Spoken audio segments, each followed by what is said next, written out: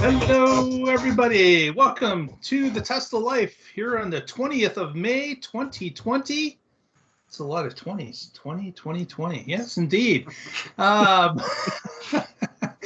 for show number 149. 420s. Yeah. Instead of a bunch of 20s. Yeah, exactly. We can get in trouble with that. But I digress. Let's get into the show. We've got with us, as we do every week, Mr. Patrick Connor joins us. How are you today, sir? Hello, I'm good. Hello, Tesla Life. Let's see if I can get this. We are helping bring a future free from fossil fuels.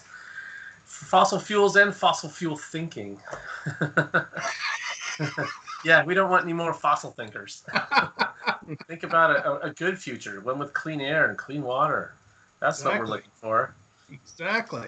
And a lot of us are experiencing that due to the less transportation on the roads.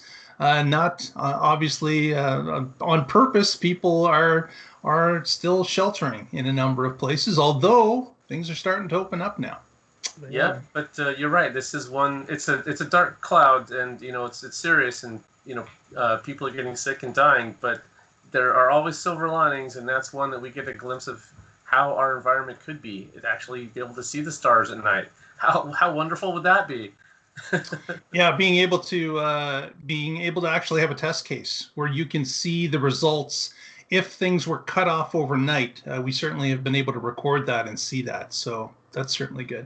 Yeah, and a lot of people think, oh, what I do doesn't make much difference. Well, together there's a lot of us, and things do add up, and this is a perfect example of that. It illustrates it wonderfully. Exactly.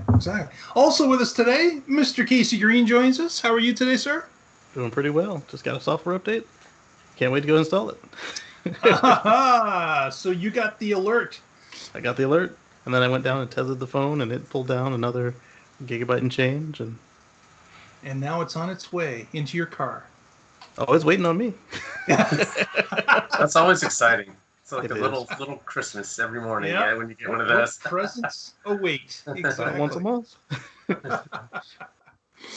Well, let's roll into it. We got a bunch of news as per usual. And first story we're going to talk about is the NASA Shuttle. Now, we all will typically remember what the NASA Shuttle looked like, but this is a bit of a different shuttle. This, of course, is going to be the shuttle that is moving astronauts to their ship. And one of many NASA shuttles. Exactly. So we got the Model X replacing the trailer, I guess, is what the Apollo astronauts used and the Gemini astronauts used. It was an Airstream trailer. So yeah, we've moved to a strictly a powered unit, and this Model X is decked out to show us the colors of NASA. And actually, there's another shot here we can share. And yeah, how many of these are we going to start seeing on the roads, guys? Like, who's going to be starting to print off their own decals and throwing them on their white X's? I can see that being a thing real quick. Yeah, definitely. That is definitely going to happen. There are people that, because of course there's many people that are just love space, and to show off their white X being looking official NASA vehicle, I'm sure there's going to be a ton of people doing that. Everyday astronaut, he'll be doing it right away. Oh yeah, I'm sure. That's a given. Yeah, he probably had a gray, and he's painting it white, and then the decals go on it. So I think I could pull this off with my black X. Yeah, probably could. You could even have stars on the black background. Yeah. Well, I've actually got the discontinued obsidian black metallic. So if the sun hits it just right, I've got stars. Sparkles. Cool. Yeah. Yeah. And so the astronauts, they'll be wearing their spacesuits, I assume, when they're being taken out here. So having the Falcon wing doors, where it'll make it easy to get in and out. Yes, that's definitely a nice plus. Yep. My 90-year-old grandfather, we were moving him into assisted living, and he loved riding in the X. He was like, "This is great. This is so much easier to get in and out of." He had a walker. than it is in the truck. Forget that stupid truck. I'm riding with you. Nice. Yeah. So I'm curious if they'll do 3 or 2 astronauts. Yeah, well, of course, vehicle. the upcoming one is just a 2 astronaut space shot, so that'll be 2. But yeah, in the future, maybe they'll have a second vehicle. Maybe it'll be twin vehicles. Because I can't imagine they're going to make some astronauts sit in the back. No, that would be especially not in the suit. That would be unpleasant. And of course, the suits are much smaller now, right? The new Tesla suit is a lot thinner. It looks a lot more compact. And of course, if you remember the Apollo and Gemini runs, they were carrying their own little ventilation systems, which looked like a vacuum that they were carrying along with that had hoses on it. And of course, those things are not happening in this launch. Yeah, the SpaceX suits are much thinner, and so I'm thinking it's possible they could probably fit somebody up front whenever they go to after DM1. They're the vehicle's capable of holding seven passengers, but I think they say 4 is going to be standard. Patrick, I don't know. That's I think it's going to be 3 or 4 will be the standard. Yeah. So this first one is their demo, and I was just looking up the astronauts' names. It's Bob and Doug, by the way. Yeah, Bob and Doug. Bob Benke and Doug Hurley. So Bob and Doug are going to take off, eh? There's got to be some memes going around for this. Yeah, we should make some. Absolutely. Yeah. Yeah, so that's pretty cool. So we'll have to start watching that as it goes along here. Next, we've got a story that Patrick's going to tell us a little bit about some animation. Okay, yeah. So speaking of new updates, oops, I just lost my tab. There is one, and this article is from Drive Tesla Canada, and it's titled, Tesla's driving visualization gets even better with latest 20.16.2 software update. And so they have some of the examples in here of how the visualization has improved. For example, when there are pedestrians walking in front of the vehicle now, instead of just being this mannequin that kind of just statically slides across your car, they actually have the pedestrians walking, and the bicyclists are moving. And then the intersections are shown, as you know, with stoplights and stop signs have the nice red line there where they're supposed to be. And so they go through a bunch of these different visualizations as they're driving around and just showing you how the car can see whether or not you're in a turn lane, and just incrementally, little things like this. There's an expression I like, how do you eat an elephant, even though I don't eat elephant. But the answer is one bite at a time, right? So you have this really complicated problem. Like, how do you have a car that is fully self-driving? And you have to break it up into a lot of small solvable problems until you get to enough that you actually have the whole thing solved. And that means understanding your environment. And so each one of these little things that helps the car better understand what's around it, that improves its path finding, and that's how we're going to get there. So just it's great to see that every time we get a release, there's something. It's never a huge thing. It's one step at a time, and that's how you traverse a long ways, one step at a time. Yeah, I've been finding that a lot of times they'll label it bug fixes, and then if you really get down to it and really kind of beat up on the car, it'll actually spit out a thing or two that's different. A couple updates ago, I noticed that it was actually better in gridlock than I am, and kind of hurt my pride a little bit, but but it's got the patience of a saint, so right. Yeah. Although it does have a little bit of road rage. Like, there are certain circumstances where somebody's merging in and there's not enough room, and so they give it too much time, and then the car's like, fine, I'm going. I thought you were going to see it blares on the horn. I wish. Car's going to start laying on the horn. Yeah, telling people who's the boss. Absolutely. Yeah. So it's like the Max mode. It might be a little more friendly to them. Right? It's like the girlfriends in the movies that talk a little bit too much smack and get the boyfriend beat up. The car's going to get your ass kicked. Yeah, exactly. Well, thankfully, it doesn't beep the horn. And you're going, hey, it was the car. It wasn't me. You have your hands up and the horn is still beeping. You're still going to get your head kicked in. It's not going to matter for the first little while, anyways. Yes. I was showing. I did a video this weekend on auto park because a lot of people still haven't been able to make it work. And I started a parallel park, and so I put the car in reverse. One of my neighbors, zooms up on me, and then proceeds to try and drive through my car as it's reversing at her and turning it. Yeah. My wife noticed she was on the phone and just gabbing away, so probably wasn't enough situational awareness, but it was. That's scary. Yeah. Yeah, and just more reason why we need everybody to have full self-driving, because humans are crappy drivers. Exactly. I'm surprised her passenger didn't hey, there's a car there. You're going to stop. Yeah. Man. Passenger was probably on their phone, too. At least they aren't supposed to be driving, so it's okay for them. Exactly. Well, I'm gonna start early. If you're watching this video, please give us a thumbs up, and if you haven't already, subscribe to the channel. It helps us get in front of more audience, and we would really appreciate that. Also, there's an alarm bell there. If you click on that, you'll get notified whenever we put up a new video. And we did put up a new video just yesterday.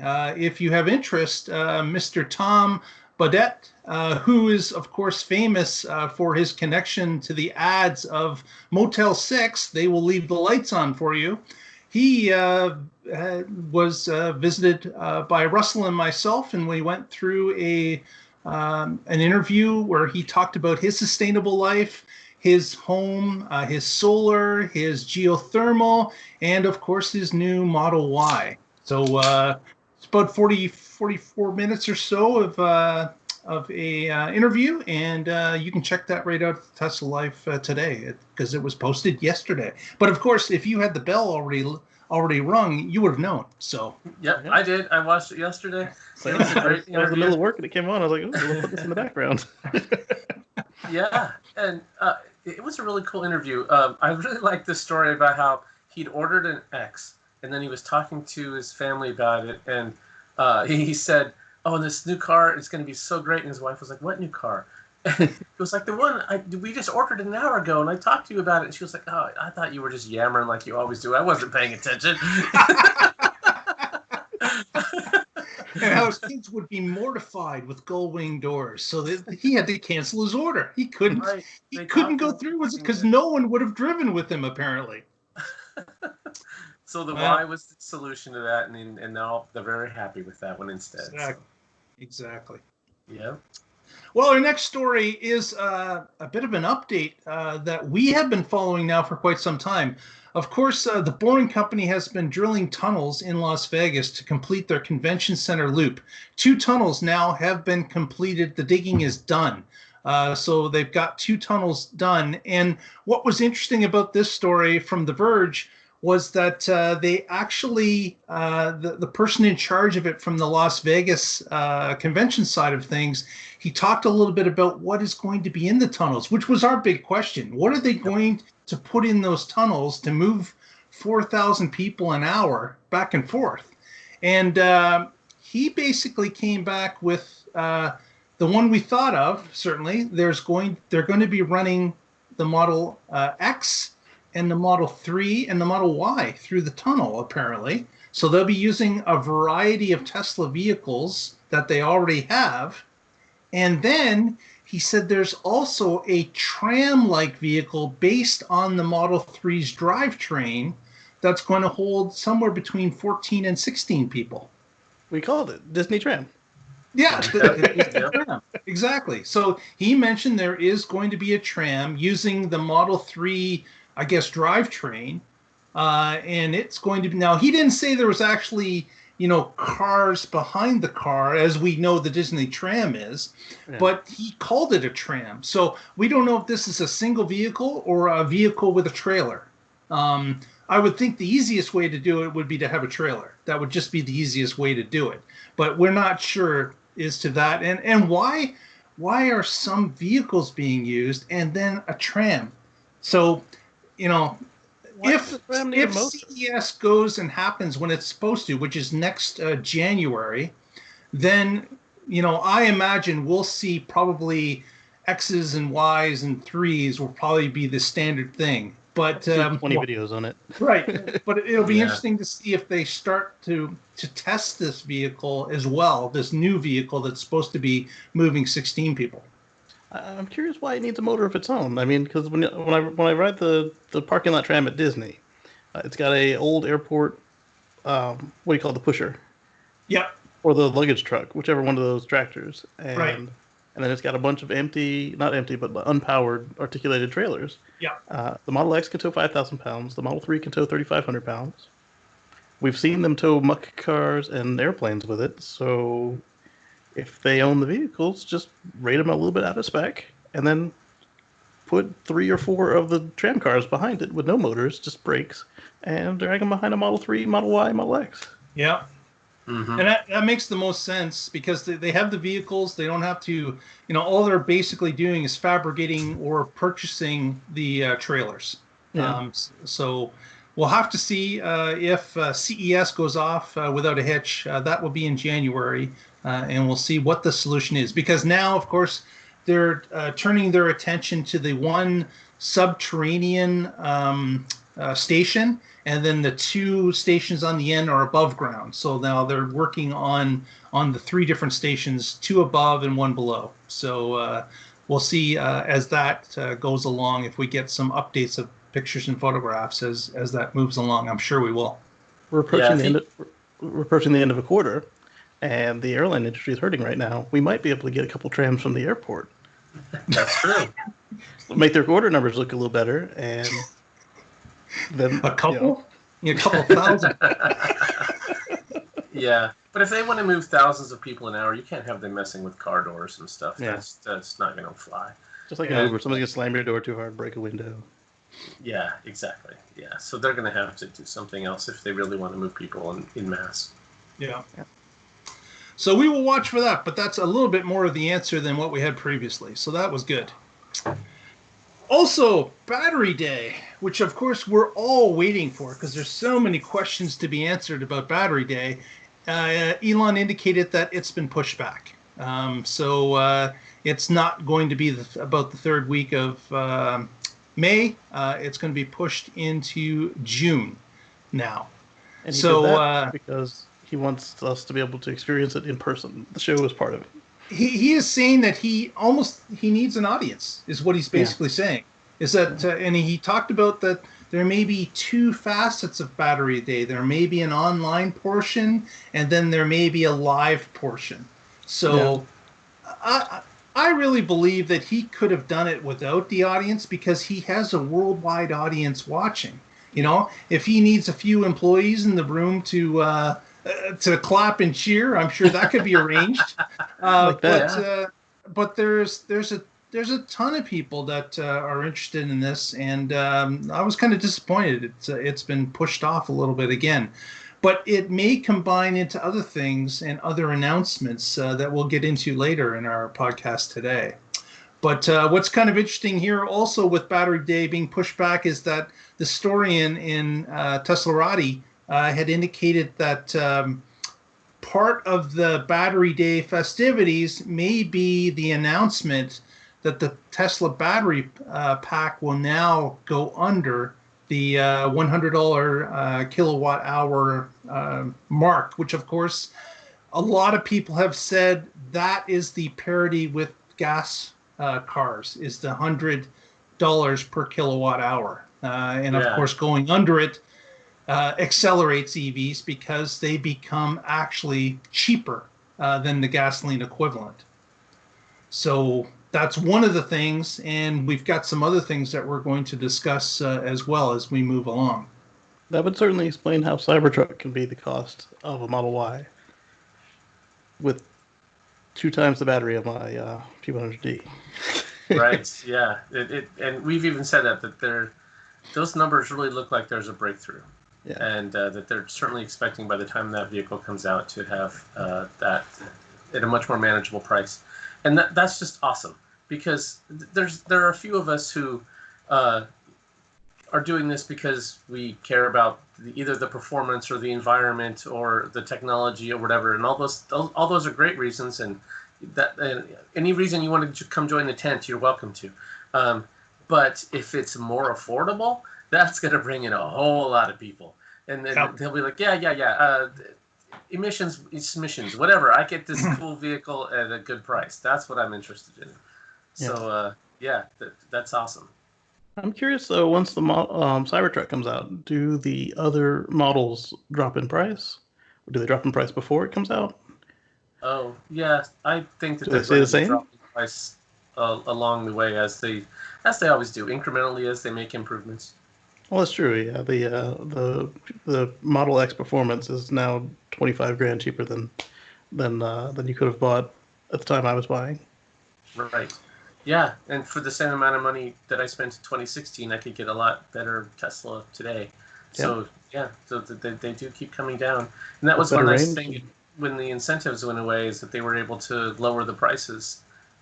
So that meant that it didn't really have a significant impact on their sales. Like a lot of the naysayers said, "Oh, they're dead as soon as the incentives go away." Yeah. Well, maybe not. They accelerated.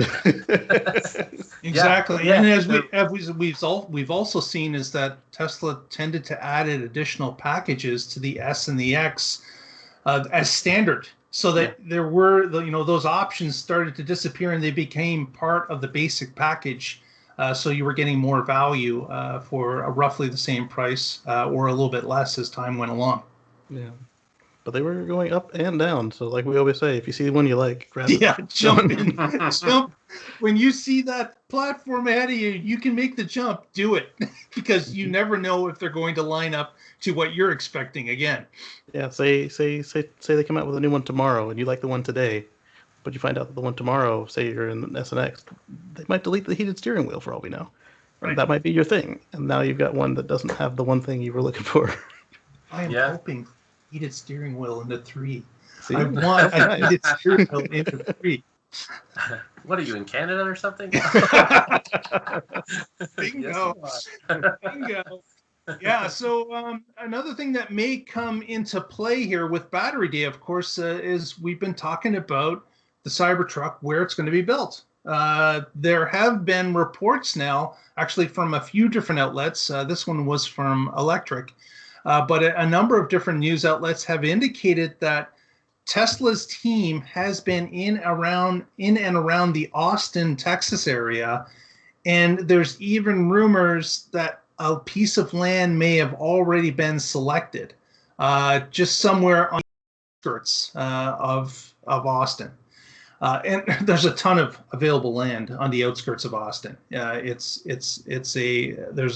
an awful lot that you could select from. But this story was talking specifically about Austin and about how engineers at Gigafactory 1, I'm sorry, I guess that would be 2 in Nevada, they have been tasked with It was 1? 1 is Nevada. Yeah. Right. Okay. So the other one's just called Fremont. My mistake. Yeah. So, they have been tasked with actually putting together what Gigafactory Texas will look like. So the design, the layout, apparently they've been put to that task to let's get it all ready so that as soon as we have the land, we can hit the ground running. And this article indicated also that there seems to be a huge rush to get this started. So we may hear something about this in the next week or sooner, because there seems to be this impending construction want that Tesla has when it comes to that central United States factory. The quicker they get it up and running, the quicker they can start pumping out the Cybertruck and the Y. So it'll be interesting to see if we do get some additional information on this story. And this makes sense for several reasons. Starting with that they've already now produced more cars at a rate faster than Toyota and GM were able to do from the factory, according to Tesla. And then you've got the fact that the layout that they've got today is actually bigger than the original Numi plant. It's actually expanded to be a footprint all around the factory. And it's not set up in a way that's conducive for them to efficiently and to build the vehicles efficiently with a high level of quality. And then you've got the I don't want to call it a threat, probably a promise that Elon said about moving out. There's that, and then there's also the fact that in order for Cybertruck to arrive on time and for them to be able to meet the demand for Model Y in North America, they're going to need additional lines, and they have no room for additional lines as it stands. So they have every incentive to get this next factory up and running as close as possible. Yeah, I wouldn't be surprised if they did something like, okay, we've got the land, we've got the permits. Let's put up sprung structures over here and start assembly lines, getting parts from other places in the country while we build the factory. Yeah. Because some of the dates they put for when they expected the first vehicles, I was just like, what? You can't. There's no way you can build a factory that fast. That's faster than it was built in China. The end of 2020, right? Was one of the dates that was put out there. Right, which in my first thought was no way, and then whenever I think that Tesla has surprised me. So so then I started thinking, well, okay, if they're doing that, they're obviously not. They're thinking about how they can just get to the minimum amount needed to start production, and that would be just doing assembly there and sprung structures, and then you might be actually able to get something out the door by the end of this year. Well, don't forget also that Gigafactory Nevada isn't even finished yet. Right. So they could do that approach. Gigafactory China, I mean, it was done all in one go. At least what they needed for Model 3. Model Y at Gigafactory China is going up now. It's a whole separate building, but there's nothing saying that the original plan for the Gigafactory was to allow it to be, well, not the original plan, but the original implementation of the Gigafactory model was for them to allow it to go in modules. So they could definitely do that as well. Yeah, like they could definitely add on to that, or if there is available space in it, build a line, and just use it, or build, as Patrick has said, even a sprung structure beside the existing building on a parking lot.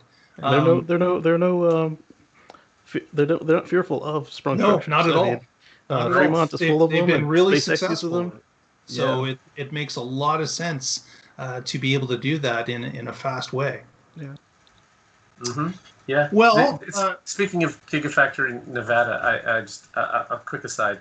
I had a little Twitter fight with some a known Tesla hater, who I won't mention, about how Tesla is a huge failure because they promised Gigafactory 1 was going to be this massive size, and it's not there yet. Therefore, Tesla is just all lies and a scam.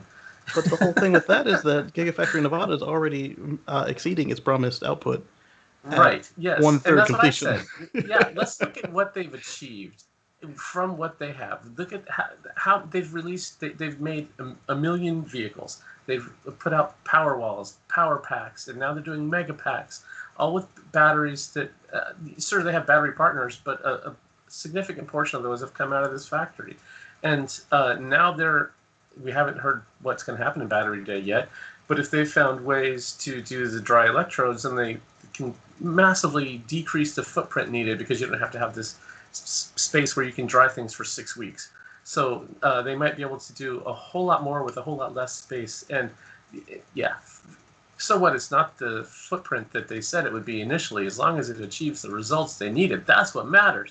And anyway. Yeah, well, that would be lunacy to obtain your goals and say, well, we haven't made the building big enough. We're going to spend extra money to build the building, make it really big and not used, just because we said it would be this size.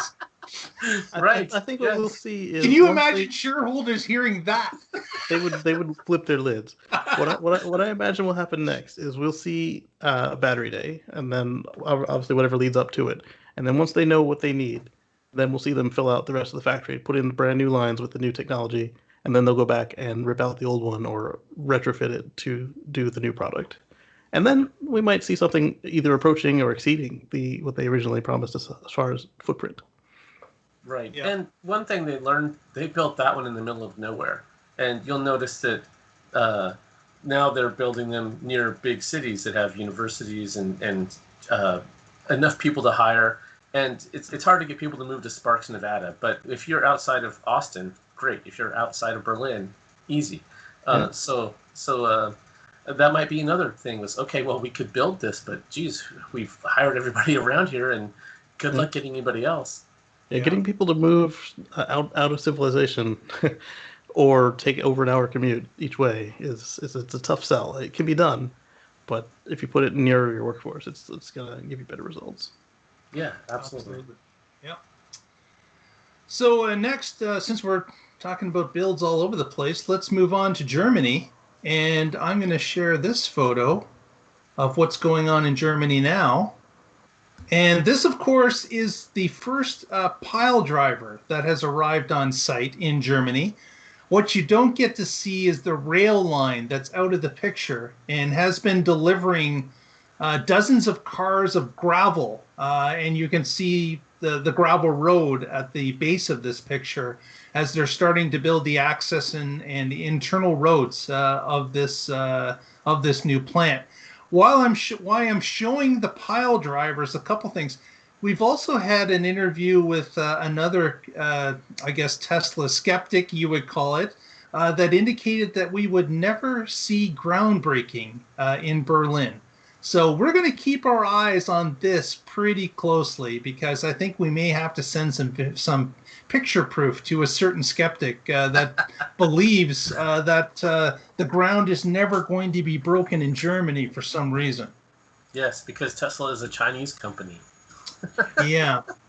So my argument with that one was that they if they had planned to not do this, they probably would have stopped at the clearing when it got expensive, it got hard.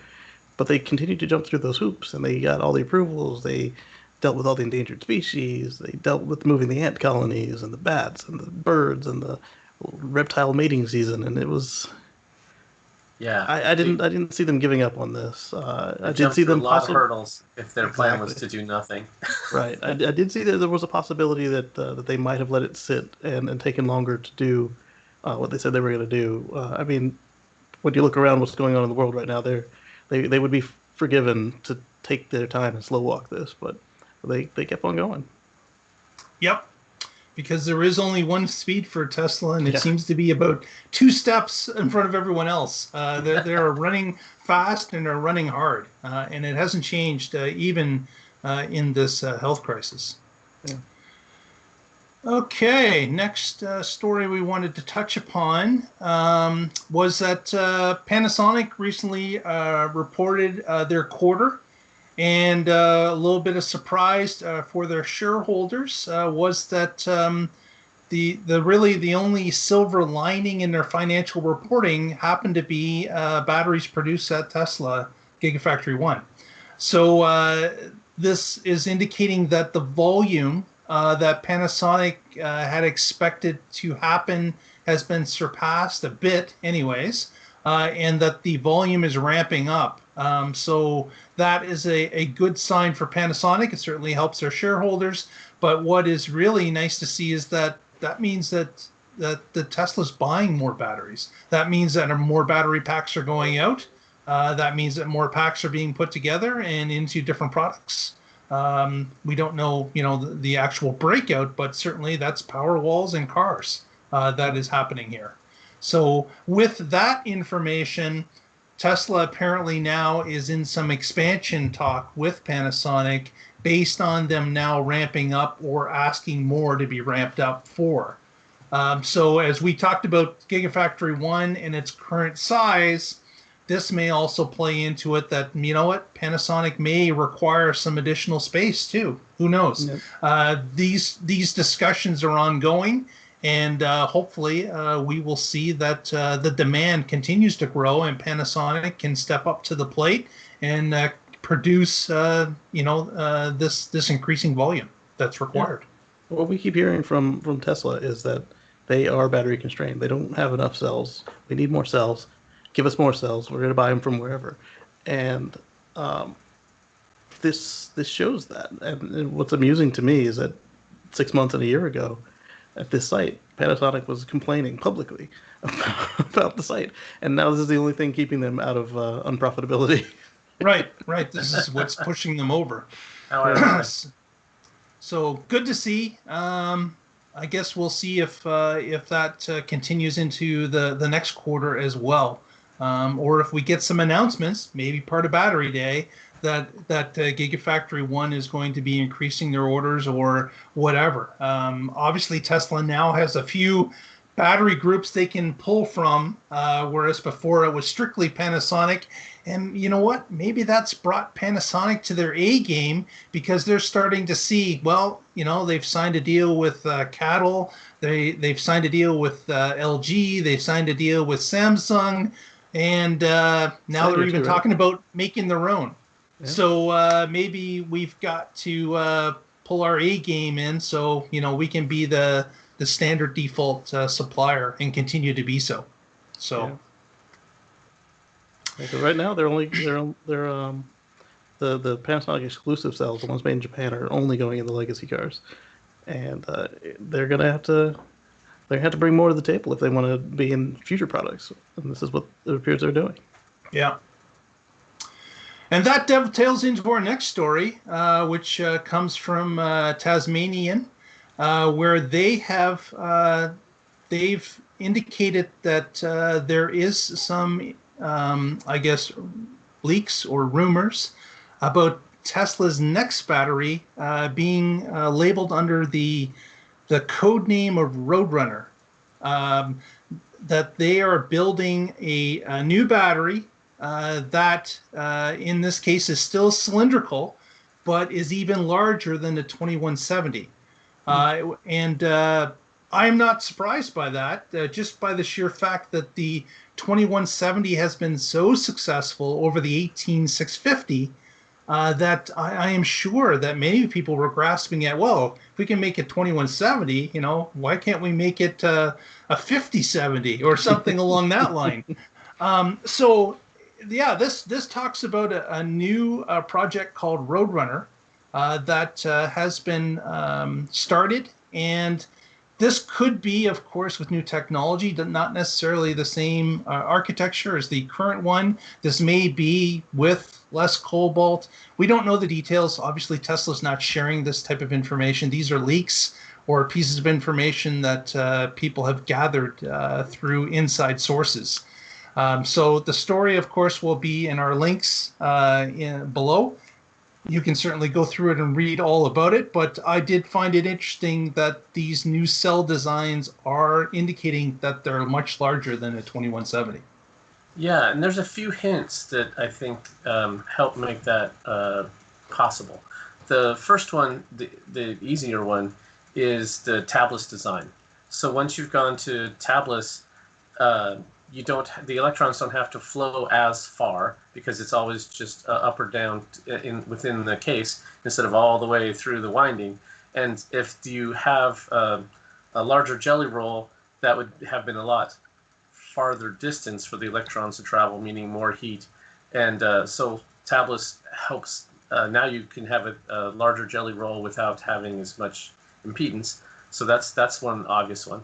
And then the second one is if you have a battery chemistry that is longer life, higher endurance, could handle more heat, then you can also go bigger without damaging the longevity of the batteries. So, and we know with million-mile battery, that means less degradation, which allows for more heat tolerance, which also allows for a thicker battery. So yeah, those two, I think, are good indicators that we could see something beyond the 70 millimeters. Yeah, so we'll definitely be watching this. And again, this could all dovetail into Battery Day, too. There could be some of these announcements mixed in. We don't know. Elon has talked about Battery Day, that it's blowing his mind, and he knows exactly what they're going to talk about. To us on the outside, there are so many moving pieces here as to what could be included or what may not be included. In fact, offline, Patrick and myself and Casey have spoken about other things, about the vehicle-to-grid thing that has been going on. The talk about now the Model 3, they've added the ability that it can do bi-directional charging. So it can dispense a charge, it can take in a charge through a fast connection. So there's many different things that are in the mix here. We're not really sure where it all ends, but we do see these floating pieces, and we're starting to put pieces together. Whether or not we're correct, we're not sure. But it is very interesting to be watching from the outside, for sure. Yeah, Yeah, there's. Go ahead, Casey. The original run of Roadsters, they had bi-directional capability as well.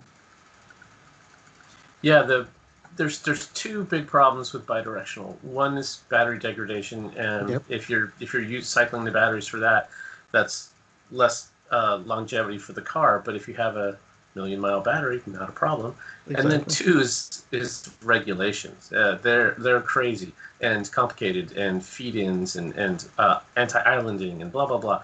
It's so that might limit how easy it is if you don't have the right smart meter or permit from your utility. You might not be able to do it. But Tesla's certainly involved with Tesla Energy and solar and power walls in dealing with all of that. So they would know which regions would allow it and where you could put in this vehicle-to-grid system and plug your car into it or not. And who knows what that cost is going to be. One of the things that I was speculating is that I don't think Tesla will announce that at Battery Day. Maybe they will. But it would make...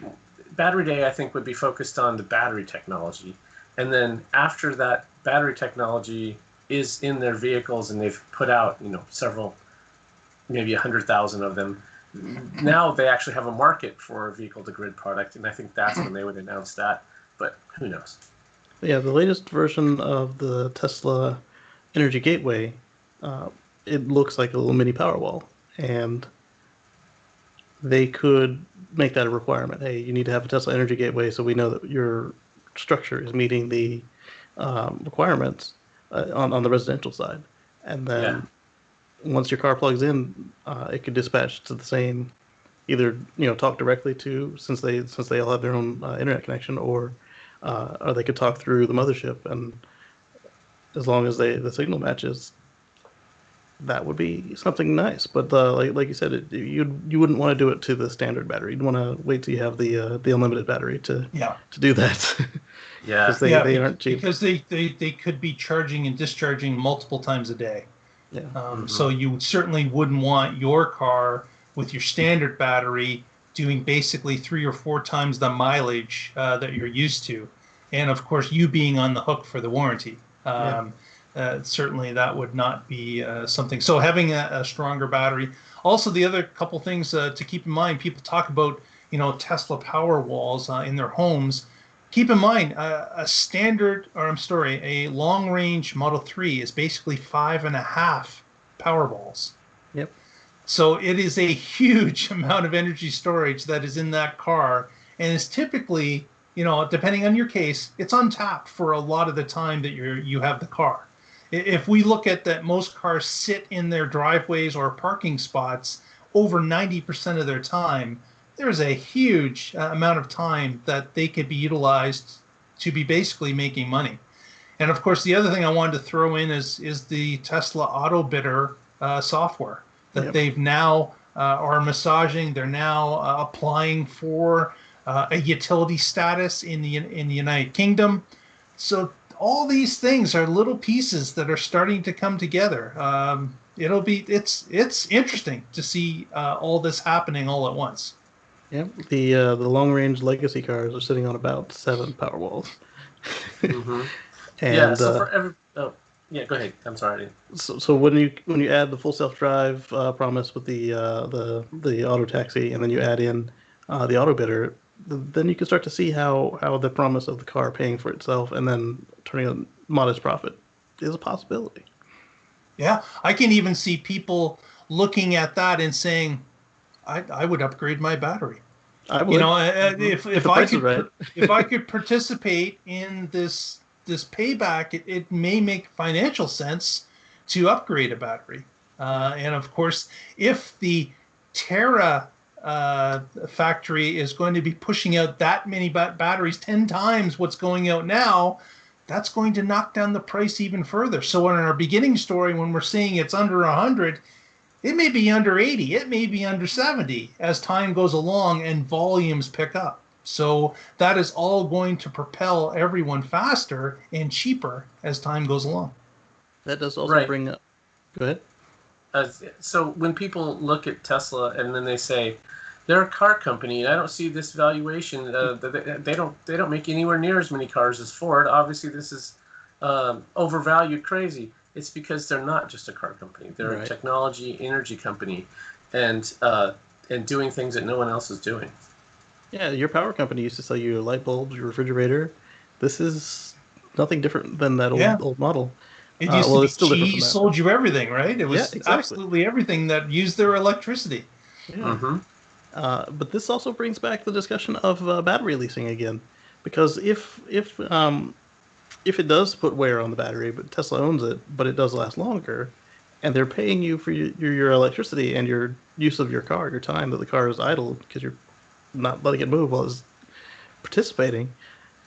That's also appealing because now your battery doesn't have to cost $20,000 to $35,000 for brand new with no core return. It could be $20 a month.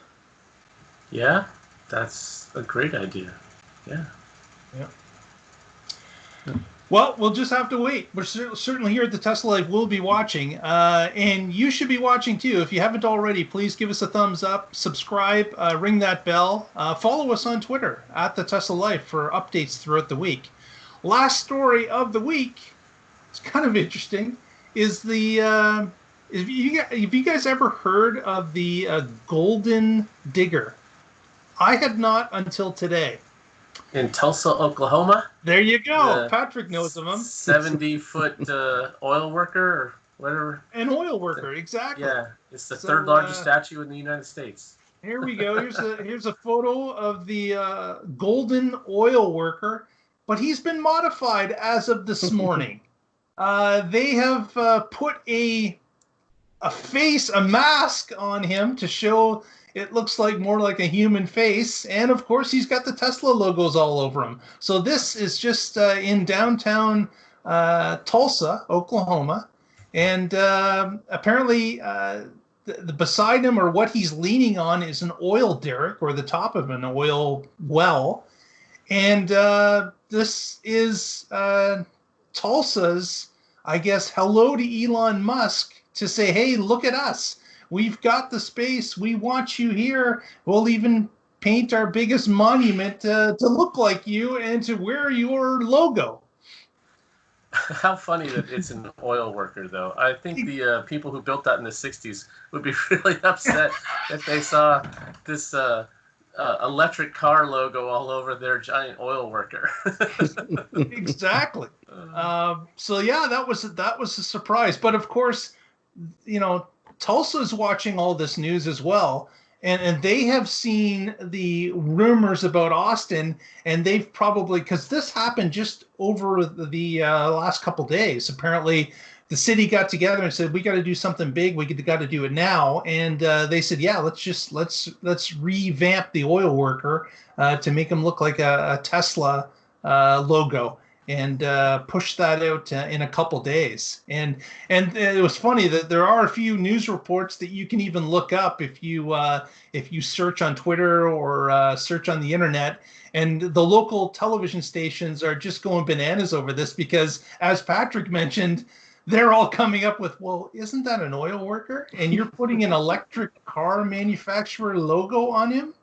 Does that really make sense? Isn't that highly ironic? And yes. So yeah, it is. And again, I have to give it to the Tulsa, I guess, business community or the ones that search for new business. They're coming up with some great ideas. Adapt or die. Yeah. Adapt or die. Yeah. So if you think the fossil-free fuel future is a tongue twister, then we can add the Tesla Tulsa Terrafactory to the list. But it makes sense, though. I mean, when we touched on an article either here or on What Drives Us about the Kentucky Coal Museum that went solar powered. Went solar. Yeah. Because it was cheaper to run. Imagine that. Imagine that. Sign of the times. Yeah, that's exactly what I was saying earlier. Is there are a few people who are going to do it for reasons, and other people who are going to do it because it's cheaper. Yeah. And that's when things really click. There'll be a whole step change in electric vehicle adoption when they're the cheaper one to buy. Exactly. That's right. Well, with that, let's say our goodbyes. We did a good week's work here. Mr. Green, anything to plug here at the end of the show? I sure do. My vehicle finished downloading and installing 2020.16.2.1 on the Model X P100D, and I will be digging through that and letting you know what I find. And I find that it's reporting that it's got a cold battery right now. It's sitting at 61 degrees outside right now, so it's not that cold. But I've lost a percentage to cold battery. That's unique. I know the problem. You're parked beside an ice cream truck. Yes, so you'll be able to see that video on youtube.com/Casey Green. That's KACEYGREEN. And Casey, if you have a chance and you've got those new visualizations showing up on your screen, share a couple of those on your Twitter feed. We would love to see that. Will do. Yeah. Thank you. Excellent. Mr. Connor, any shout-outs? Sure. First, I'll say, Casey, if you want to warm up your battery, you can just tell it you're going to a nearby supercharger and it'll start preconditioning, even if that's not where you're going. Just if you want to warm it up. There's a little Tesla tip for you, for everybody else out there. I'm sure you need that.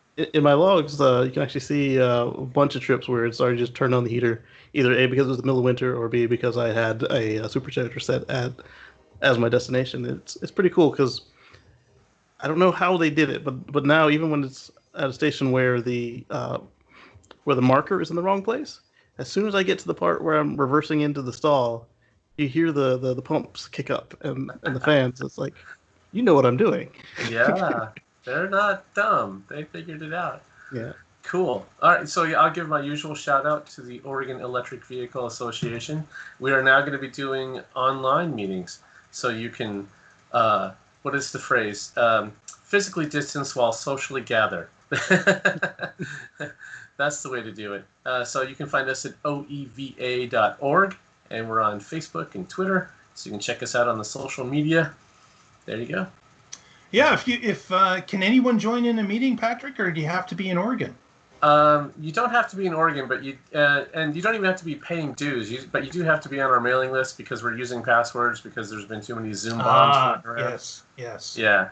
So Okay. anybody's welcome to join our mailing list. You can go to the website oeva.org and sign up for the mailing list there, and you'll get the join our password. fund. Exactly. Yeah.